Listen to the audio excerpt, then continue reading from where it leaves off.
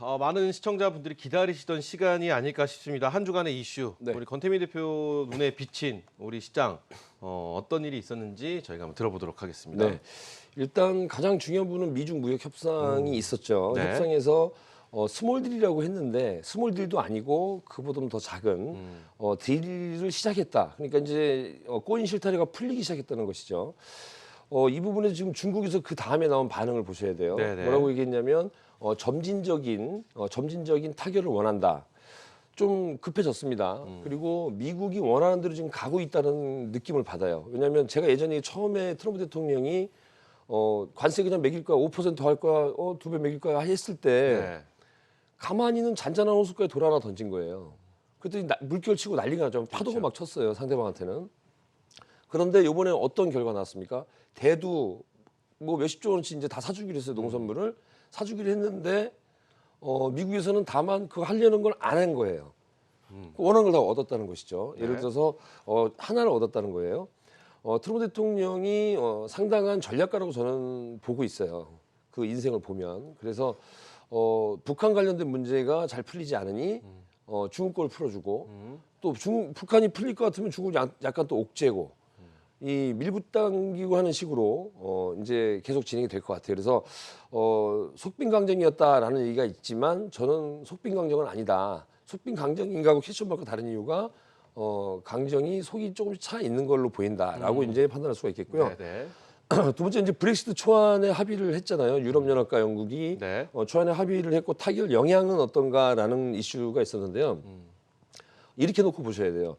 예를 들어서 그게 타결이 안 됐다면, 초안이 타결이 안 됐다면 초안이 타결될 때까지 계속 끌고 가겠죠. 물론 시간은 정해져 있지만 네. 끌고 가면 아직 불확실성이 확인된 게 아니에요. 그러니까 지금 이게 불확실성이라는 것이 아니라 브렉시트가 되면 경제적으로 여파가 크죠. 세계 경제의 여파가 큰데 그것이 이제 실행에 옮겨지는 것이거든요. 그러면 그동안에 이게 이슈가 나왔고 뭐 소문에 뭐 사서 뉴스에 팔아라. 반대로 이제 뉴스가 터지면 터진 악재는 이제 악재가 아니다. 네. 숨겨진 악재가 아니다라고 하는데 저는 이게 타결이 되는 것이 좋은 것이 아니라 사실은 타결이 안 돼서 쭉 끌고 가는 것이 오랫동안 끌고 가서 연장해서 그냥 그대로 머물러 있는 것이 더 좋지 않았을까라는 생각이 듭니다. 개인적으로요. 네. 그래서 이거 된 것이 오히려 더 안 좋은 쪽이 아닐까, 좀 급해지지 않았나라는 것입니다. 초안이기 때문에. 그다음에 이제 금리가 이제 제로금리 시대가 올까라는 것인데요. 금리가 1% 미만이면 제로금리로 표현을 합니다. 1.25% 사상 최저금리라고 하는데 저는 최저금리 시대가 올 것 같습니다. 선진국을 보게 되면 돈을 맡겨놓으면 예를 들어 1억이라는 돈을 1년을 맡겨놓으면 9,700만 원 찾을 수 있다네요. 그 마이너스 금리라는 얘기죠. 네네. 보관료를 받는 것입니다. 그렇듯이 은행에 돈을 넣어놔서는 돈을 못 버는 돈이 돈을 버는 시대는 이제 좀 지나지 않았는가. 그러면 이 돈은 뭔가 투자처를 찾아가야 된다. 부동산 좋겠죠. 왜냐하면 은행에 있는 돈이 이자를 조금 주면 빠져나와서 어딘가 투자처를 찾아가게 됐습니다. 네네. 그러면 그래서 부동산 가격이 계속 18주 연속인가요? 계속 오른다는 얘기가 있고 증권 시장에는 상당한 호재죠. 금리나만큼 좋은 호재는 없습니다. 그렇죠. 그래서 이런 호재가 발생했음에도 불구하고 외생 변수에 너무 휘둘리고 있다라는 것이 좀 안타까울 뿐이고요. 그리고 뭐 바이오에 대한 그 정부에서 좀 묻지마 투자를 주의해라 이런 네네. 얘기가 나왔잖아요. 사후 약방문이라고 생각합니다. 이게 다 지나고 난 다음에 뭐 헬릭 스미스 급 나오고 HLB 급 나오고 HLB 다시 뭐 제자리 갔지만 여러 가지 신라젠도 그렇고 이렇게 급락이 오고 문제가 되고 난 다음에 이제 주의해라. 이게 무슨 말인지 모르겠어요. 미리 주의를 줬어야죠, 정부에서. 그래서 이거는 사후 약방문의 조치가 아닌가라는 생각이 들고요. 그렇지만 최근에 이제 HLB 같은 경우에는 미국의 나스닥 상장사와 미국 임상을 하고 있는 그 회사와의 합병이 이제 이루어졌죠. 그래서 HLB 바이오 같은 경우에는 현금으로 한 700~800억 정도가 이제 유입이 된다는 말로 하면서 이제 주식이 사상 최고가를 기록하고 있어요. 잠시 뭐 차트 한번 보여드릴게요. 나중에. 네. 그렇게 급락을 한 다음에 여기 있던 주가가 이렇게 급락을 하고 난 다음에 올라갔어요, 더. 그러니까 루트를 그려버린 것이죠. 그런 정도로 급등을 하고 있다. 그래서 투자 주의를 하는 것은 좋습니다. 근데 뭐 경보라고까지는 할 필요는 없고요. 일단 임상 이상이 지난 회사들은 계속 봐야 됩니다. 계속 봐야 되고 특히 그 임상 이상이 끝나고 난 다음에 바로 신약을 내보낼 수 있는 그러한 그 특이한 업종들 그런 업종들에 좀 집중해서 보신다면 아무래도 이제 무자비하게 막 때로 몰려가면서 막 바이오다 하고 가는 시기는 네네. 아마 잘 일어나지는 않을 것 같아요. 왜냐하면 예전에 그 줄기세포 관련된 걸 제가 계속 언급을 해드리는데 그걸 본다면 지금 줄기세포 얘기 나와도 뭐 별로 반응이 별로 없습니다. 네네네. 예전엔 줄기세포라고만 하면 상을 갔던 적이 있었어요. 그런 식으로 이제 투자자들이 좀 깨어나는 계기가 되지 않았을까. 그렇지만 저는 이 바이오에 투자했던 분들 앞전 시간에 이제 그 최수미 대표께서 그 공매도에 관련된 걸 보여주셨었는데 네. 보신다면 거기서 뭐 신라젠이라든가 셀트리온이라든가 삼성전기라든가 삼성전자는 1.5%도 안 돼요 공매도가. 근데 삼성전기는 26%나 돼요. 근데 이게 이제 쇼커버링이 들어오기 시작하면 난리가 나는 거죠. 예전에 셀트리온이 급등했을 때처럼. 그래서 오히려 신용 그러니까 공매도 잔고가 많은 종목들이 반등을 할 때 그걸 한번 잘 노려보면 제약바이오를 제외한 네. 뭐 IT 종목 같은 경우에는 좀 잘 노리시면 오히려 좋은 결과가 나오지 않을까. 대부분 공매도 친 세력들이 제가 보기엔 외국인과 기관들이 거의 공매도 치는데 공매도를 친 세력들이 공매도 쳐놓고 현물은 사놓고 해지를 걸어오는 경우가 있어요. 예전에 한번 설명을 드렸는데 그 나중에 시간 될 때 한번 또 강의를 제가 해드리고 네네. 아무튼 그런 정도의 이슈가 있었다고 말씀드릴 수가 있겠습니다. 그래요, 좋습니다. 지금 한 주간의 이슈 말씀해 주셨는데 제가 두 가지 질문을 한번 네. 궁금한 점을 여쭤보도록 하겠습니다. 먼저 그 금리 인하에 관한 네. 부분인데요. 시중 5개 은행에 지금 55조 정도가 예금이 있다고 하더라고요. 네네. 그만큼 돈이 지금 잠자고 있다. 예, 예. 이렇게 보는데 한국은행에서 금리 인하를 했습니다. 자, 그렇다면 우리 시장 네. 우리가 어떤 업종을 좀 눈여겨 보면서 네. 이번 금리 인하를 네. 좀 최대한 수혜를 볼 수 있을까요? 원래 금리 인하에 대한 수혜주는 경기 활성화 대책이 나오는 쪽으로 보셔야 되는데 대통령께서 주 중에 그런 얘기를 하셨죠. 목요일인가요? 그런 얘기를 하셨습니다. 건설 경기를 활성화시켜야 된다. 저는 그렇다고 생각해요. 예를 들어 그 약발이 먹혀야 되는데 정부 정책 수혜주들이 가장 좋은 겁니다, 사실은. 그런데 건설 경기 지금 분양가 상한제로 해서 이런 건설에 대한 주택 건설에 대한 것을 조금 약간 잡아놓고 그리고 SOC 사업이라고 해서 금리가 낮아지고 경기 활성화 시키려면 국가 기관 산업, 항만이라든가 철도, 기타 등등의 SOC 사업에 집중 투자를 해야 된다고 생각을 합니다. 그러면 일자리도 많이 늘어나고 건설사들이 엄청 좋아질 겁니다. 그런데 금리가 이렇게 인하가 되고 다른 그러니까 글로벌적으로 아주 좋은 호재들이 별로 없기 때문에 네. 지금 과연 이 약발이 먹힐까라는 의문점도 들어요. 그렇기 때문에 금요일 날은 주가 상승, 건설주 이제 봐야 되는 섹터가 이제 된 것이죠, 사실은. 이유가 어떻게 됐든 간에. 그래서 건설주 좀 봐야 될 것 같고요. 네. 먹히지 않을 것 같지만 그래도 봐야 된다. 그리고 지금 금리 인하에 대해서 수혜주라고 한다면 그냥 그 시장이 주도할 수 있는 업종들. 그러면 일반적인 종목 섹터들은 다 떨어지는 경우에 어떤 업종이 하나가 받쳐주면 주가는 유지가 됩니다. 그 자리가. 그게 뭐냐면 거래소에서는 IT 관련된 주가 되겠죠. IT 관련된 종목들은 왜 말씀드리냐면 시가총액 상위를 거의 대부분 차지하고 있기 때문에 종목 사이즈도 큽니다. 그래서 IT 업종이 상승을 하면 주가가 많이 상승하고요. 그다음에 거래소의 제약바이오가 올라봤자 거래소의 영향은 엄청 미비합니다. 왜냐하면 거래소의 이런 그 제약바이오 같은 경우에는 시가총액이 작기 때문에 다만 반대로 코스닥이 오게 되면 제약바이오가 올라가야지만 코스닥 차트가 지수가 올라갑니다. 왜냐하면 차지하고 있는 코스닥 내에서 차지하고 있는 셀트리온 헬스케어라든지 네. 뭐 이런 종류의 종목들이 시가총액을 높게 차지하고 있기 때문에 그래서 그런 종목들 위주로 사실은 봐야 됩니다. 근데 제약바이오가 지금 이쪽 거래소에서 IT라면 코스닥만 제약바이오 갈 수는 없거든요. 그래서 코스닥 쪽에서는 약간 좀 고전하지 않을까. 그렇다면 지금 코스닥 쪽에서는 오히려 5G라든가 뭐 IT 쪽 부품주들을 잘 봐야 되는데 그 이유는 삼성전자가 이제 전방산업이라고 하죠. 전방에서 뛰고 있으면 후방산업이 따라가게 돼 있거든요. 그러면 네. 삼성전자의 실적이 좋았고 LG전자도 이번에 실적 어닝서 프로젝트가 나왔는데 말도 안 되는 깜짝 실적이 나왔잖아요. 그렇다면 이 두 회사의 백색가전 쪽부터 삼성전자의 전방산업을 본다면 아무래도 코스닥 쪽에서도 IT 업종들을 잘 봐야 되지 않을까. 이제 금리 인하에 대한 걸 말씀드린 겁니다. 네.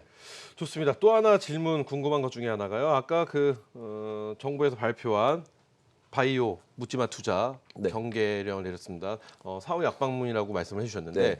자 그러면 바이오주의 옥석 가리기라고 해야 될까요? 네네. 좀 많은 분들이 이런 좀 안 좋은 일을 겪으셨기 때문에 정부에서도 네. 좀 뒤늦게지만 이런 발표를 했던 부분이 있을 텐데요. 네. 자 바이오에 관련해서 좀 옥석 가릴 수 있는 우리 권태민 대표님만의 팁 같은 게 있으시면 말씀을 좀 해주시면 어떨까 싶습니다. 근데 이 임상시험 결과에 따라서 너무 급등락을 하기 그렇죠. 때문에 네. 뭐 팔 수 없는 점 하가 나오고 막 이렇기 때문에 이제 문제가 되는데 헬릭 스미스 같은 경우에 점 하가가 나오고 네. 다시 회사에서 임상에 대한 발표를 하면서 호전적이다라는 발표를 하면서 주가 급등을 했는데 거기다 골드만삭스의 보고서가 나왔죠. 나와서 주가를 목표 주가 24만 원에서 8만 원대로 그냥 낮춰버리는 네. 이 말도 안 되는 이런 걸 보였어요. 왜냐하면 임상의 성공확률이 67%에서 22% 줄어들었다. 뭐 이런 식으로 얘기를 합니다. 임상 시험은 원래 22% 엄청 높은 겁니다, 사실. 22%가 낮은 거라고 보신다면 이 제약법적으로 잘 모르시는 분들이에요. 다만 그네들이 공매들을 많이 쳐놓고 나서 그런 보고서를 낸다는 게 문제라는 겁니다. 그래서 돈의 논리, 힘의 논리를 자꾸 움직이는데 저 같으면 아까 마지막 부분에 말씀드린 바와 마찬가지로 네네. 임상 이상이 통과되는 회사들, 이상이 통과되들은 이제 예를 들어 임상 3상까지 가가지고 신약이 나올 수 있는 회사가 있고요. 임상 2상에서 바로 시작이 나오는 회사들이 있어요. FDA, 미국 FDA에서 무슨 물질이죠? 특이 물질, 제가 용어가 갑자기 생각 안 나는데 네네. 그런 물질로 지정이 되면 그렇게 지정되는 임상 같은 경우에는 이상이 끝나면 바로 약이 나올 수 있습니다. 그래서 예전에 예를 든다면은 그 전에 타미플루 같은 네. 그런 뭐 메르스라든가 이런 사태가 일어나거나 기타 등의 사태가 일어나면 그런 종류의 약들은 전염병 관련된 약이기 때문에 임상 이상 전일에도 또 하는 경우가 간혹 있더라고요. 그래서 그런 업체도 좀 봐야 되지 않을까라고 생각이 되고요. 제일 중요한 부분은 실적이 나오고 있는 셀트리온 삼형제라든가 네. 그리고 삼성 바이오로직스 같은 경우에는 자꾸 오너 리스크가 있는데 삼성 바이오로직스 같은 경우에 계속해서 그 바이오 시밀러를 내고 있지 않습니까? 네. 그런 쪽을 좀 봐야 될 것 같고요.